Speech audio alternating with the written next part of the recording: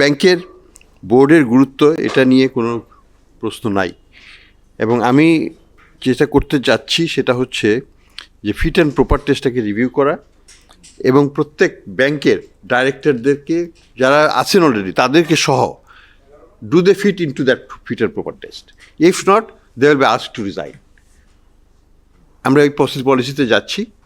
Fit and proper টেস্টের ব্যাপারে আপনাদের যদি কোনো সাজেশন থাকে, আমি একটা জিনিস আপনাদেরকে বলে দিচ্ছি, আপনারা একটা কমিটি করেন, মেবি এবিবি থেকেই করুন, আপনারা আপনাদের মতামতটা দেন যে what a director should possess, bring the international perspective also.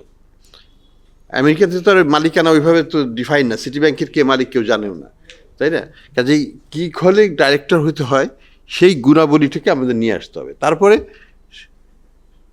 সে যদি ওনার হয়ে যোগ্য হয় হবে, ওনার হয়ে যদি যোগ্য না হয় হবে না। আমরা চাই না হাউস ওয়াইফকে বসিয়ে দিচ্ছে, মেয়েকে বসিয়ে দিচ্ছে, অমুককে বসিয়ে দিচ্ছে without the proper qualification, experience, age, কোনো কিছু ছাড়া এগুলো হয়ে যাচ্ছে। এই জিনিসগুলো যেন না হয় সেটার ব্যাপারে আমরা, হ্যাঁ, ইন্ডিপেন্ডেন্ট ডাইরেক্টরদের বেলায়ও আমরা প্যানেল অলরেডি করা শুরু হয়ে গেছে।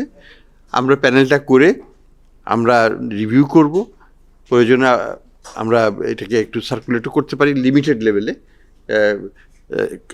যাতে একটু ফিডব্যাক পাওয়া যায়। কিন্তু ওই প্যানেল থেকে আমরা চেষ্টা করব ইন্ডিপেন্ডেন্ট ডাইরেক্টর নিতে হবে, বাট উইথ অ্যান এক্সেপশন, যদি কেউ এক্সেপশনালি গুড লোক থাকে যে হয়তো প্যানেলে আসতে চায়ও না, আসার হয় না, কিন্তু his question integrity question and qualification প্রশ্ন নাই, দ্য ব্যাংক ক্যান স্বতঃপ্রণোদিত তাদেরকে রিকমেন্ড করতে পারে, অ্যান্ড আমরা তখন সেটাকে অবশ্যই আমলে নিয়ে সেটাকে বিবেচনা করব।